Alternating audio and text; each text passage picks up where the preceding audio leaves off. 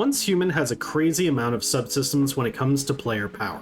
This video is designed to help you understand the basics. Your character's health and damage is based on the gear that they are wearing. Leveling up allows you to equip higher tiers of gear, but does not directly increase your stats. After building a gear bench, you will be able to craft different tiers of gear. Each tier is drastically stronger than the previous, but it requires unique materials and a level requirement to equip. The basic gear workbench can craft tier 1 and 2 gear. Tier 1 materials can be found in level 1 to 10 areas, and the gear can be equipped right away. Tier 2 materials can be found in level 11 to 20 areas, and the gear can be equipped starting at level 10. The intermediate gear workbench can additionally craft tier 3 and 4 gear. Tier 3 materials can be found in the level 21 to 30 areas, and the gear can be equipped starting at level 20. Tier 4 materials can be found in level 31 to 40 areas, which usually unlock in most scenarios during phase 2. The gear can then be equipped starting at level 30. To craft tier 5 gear, you require an advanced gear workbench. Tier 5 materials can be found in level 41 and above areas, which also generally unlock in phase 2 in most scenarios. The gear can then be equipped starting at level 40, and is the final tier of gear currently in the game.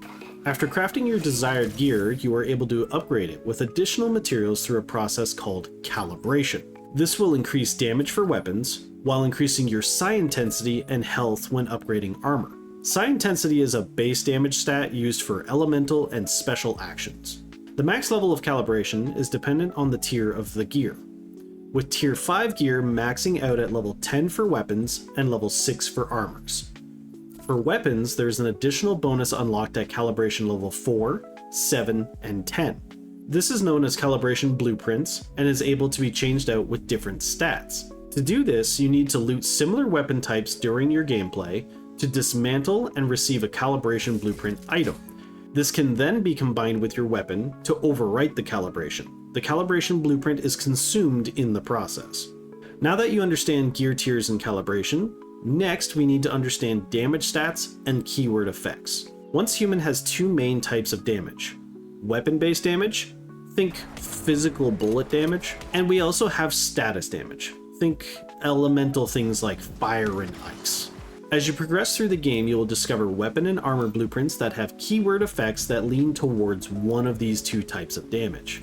Each keyword has different trigger conditions based on the weapon and other factors. This system gives Once Human a massive amount of build customization.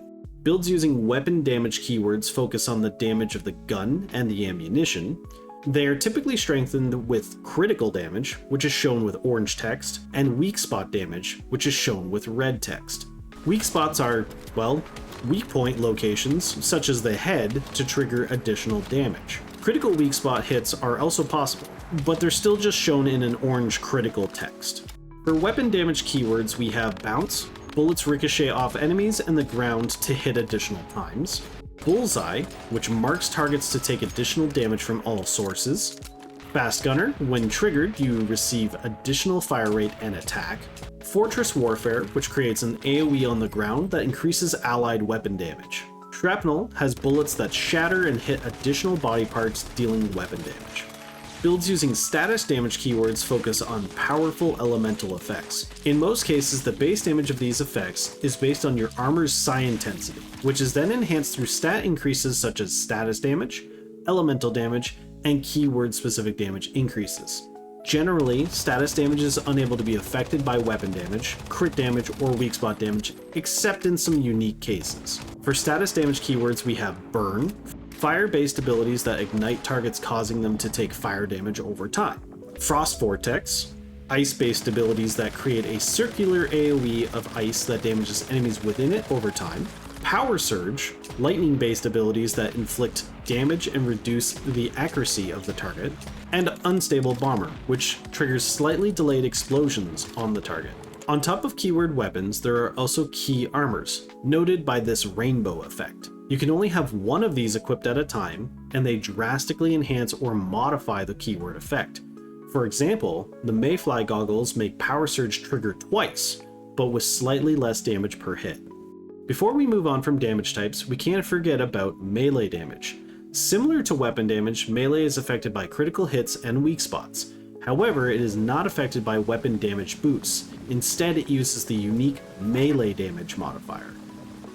So this has been a ton of information already, but our player power increases don't stop here. You can go to your weapon, click on the accessory, and then you can hover over each one. It will give you a hint as to where to find the accessory. Most of the time, it's from a riddle spot somewhere on the map.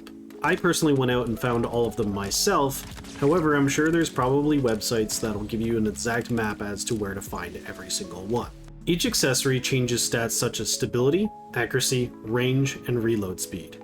Stability affects the weapon's recoil, accuracy is the spread when firing, range is the effective damage distance, and reload speed is pretty self-explanatory. Your gear also has a slot for an account-wide item called a mod. Mods come in many rarities and types.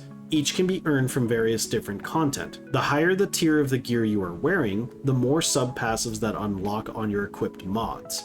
Lastly, you may have noticed the stars on your gear blueprints. The more blueprints you acquire, the more you can upgrade them. This system is similar to calibration, but is a long-term account progression.